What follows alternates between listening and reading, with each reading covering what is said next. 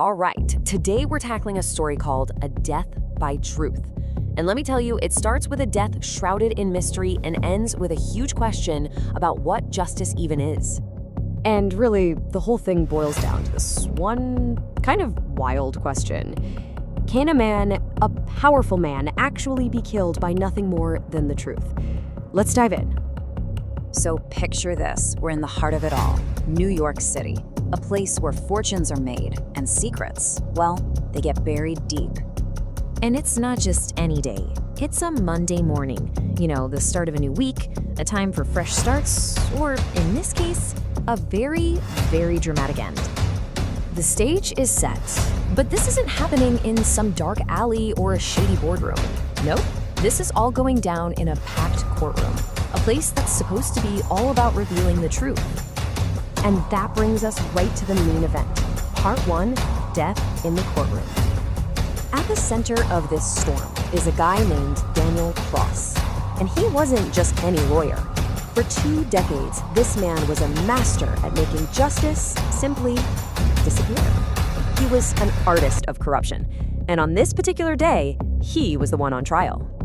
Just as the judge is about to speak, something goes horribly wrong. It starts small. He suddenly grabs his chest. Then, his eyes go wide.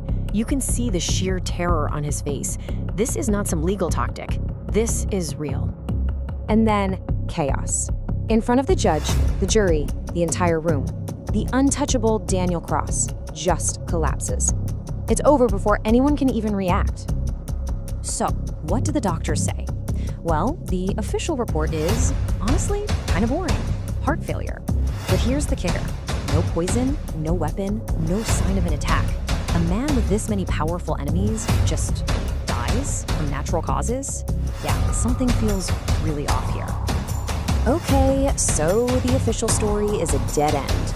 And that's where the real investigation kicks off, starting with the detective's first clue. Detective Laura Mitchell, who's been trying to nail Cross for years, gets his phone. And sifting through everything, she finds it. One unread message, sent just moments before he collapsed. It says, "Today, you face the truth." Whoa, this wasn't a natural death. It was an appointment. That one text sends her digging, all the way back a decade to this massive toxic waste case. A corporation poisons a town, people get sick, and guess who gets them off the hook? Daniel Cross. Witnesses vanished. Evidence disappeared. The case just fell apart. And now, 10 years later, it looks like that old case is back with a vengeance. This connection leads Detective Mitchell to a key person from that old, buried case, a real ghost from the past. And this slide really lays it all out, doesn't it? On one side, you have Daniel Cross, the powerful, crooked lawyer who won. On the other, Michael Reed, a school teacher whose wife and daughter died from that toxic waste. Cross didn't just win the case, he publicly humiliated Reed on the witness stand. Reed lost everything. So, Detective Mitchell finds Michael Reed, who's now working as a quiet night librarian. And in their conversation, we finally learn what the real weapon was in all this. Mitchell gets right to it, no messing around. She looks him in the eye and says what she's been thinking all along. "You killed him." But Michael's response is just chillingly calm. He says he never laid a hand on him. Instead, he just sent Cross the truth. An avalanche of it. Every document, every lie, every name of every person Cross had ever wronged. All of it delivered right to him. Now, the detective is a cop, right? She's thinking logically.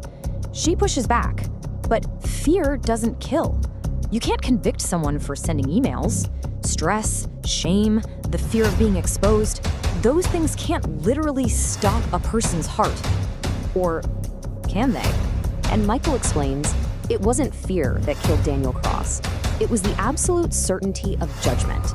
It was that terrifying final moment when a guilty man realizes the truth is finally coming out, and the one person who could always save him was himself.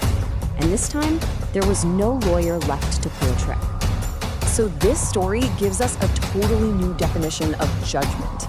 It's not a verdict from a judge. It's an internal collapse. It's that moment you realize your time is up and there's absolutely no one left to save you from what you did. But hang on, Because we're not done. Just when you think the story's all wrapped up, we get one final, shocking twist. It seems justice has found a new target. Later that night, Detective Mitchell finds an envelope waiting for her at her own apartment. Inside, there's just one sentence. You stayed silent too. And just like that, it all comes flooding back. A case she ignored years ago, a time she looked the other way. Suddenly, she realizes she wasn't the hero of this story. She was just another person who chose silence. And this leaves us with a final, really heavy question to think about. This story suggests that justice isn't always about laws and prisons. Sometimes it's just about the truth finally arriving. So it makes you wonder, right? If justice doesn't always show up with handcuffs.